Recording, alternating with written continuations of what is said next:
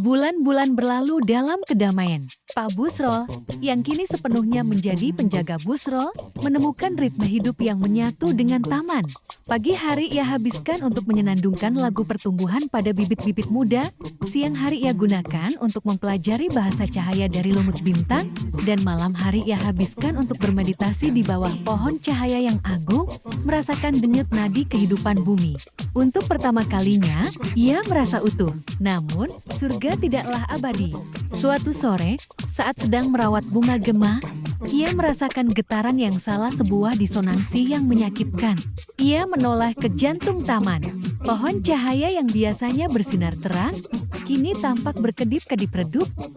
Cahayanya seperti tercekik. Nirmala muncul di sisinya.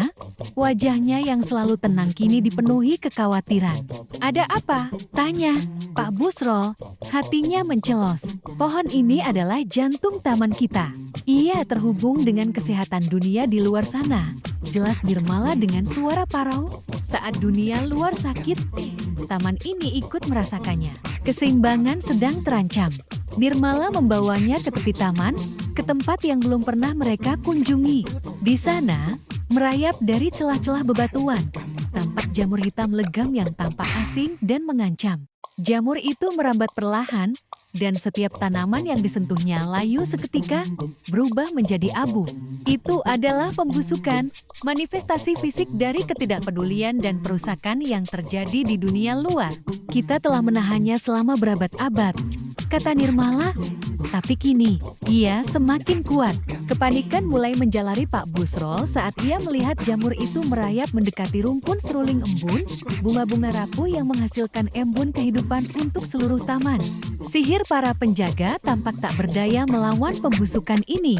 Saat Nirmala mencoba menciptakan perisai cahaya, jamur itu seolah menelannya.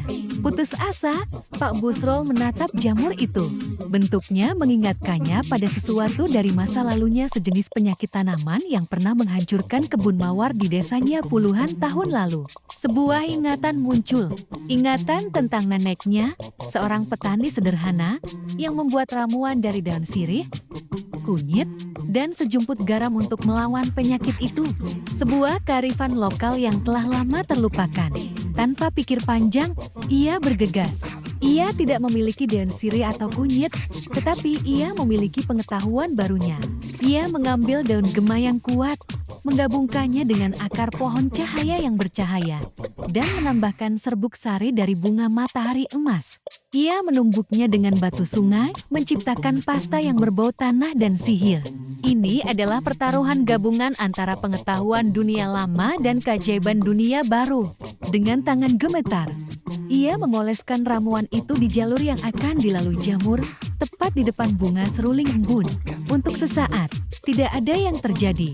Jamur hitam itu terus merayap.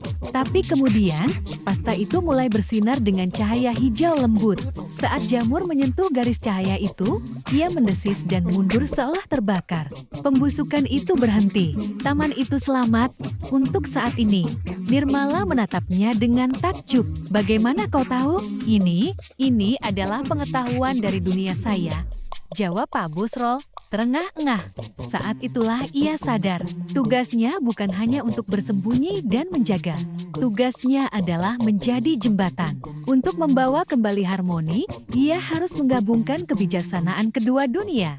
Melihat ke arah gerbang tersembunyi, Pak Busrol mengerti bahwa petualangannya yang sebenarnya bukanlah menemukan taman ini, melainkan menemukan cara untuk membawa pelajaran dari taman ini kembali ke dunia yang telah melupakannya.